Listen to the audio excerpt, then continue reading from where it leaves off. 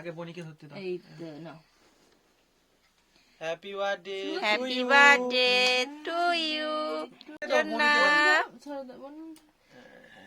হাততালি দাও একটু, হাততালি। Happy birthday to you.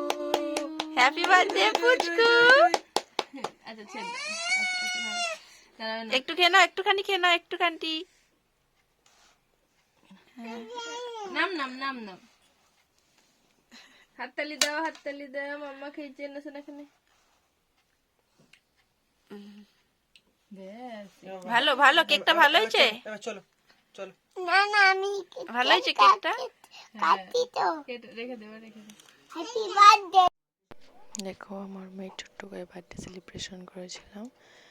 তো বাড়িতে কেকটা বানিয়েছিলাম, আমি কেক নিয়ে আসিনি যেহেতু ওর বাবাও বাড়িতে নেই, তাই জন্য কেকটা আমার বোন বাড়িতে বানিয়ে দিয়েছিল একটুখানি।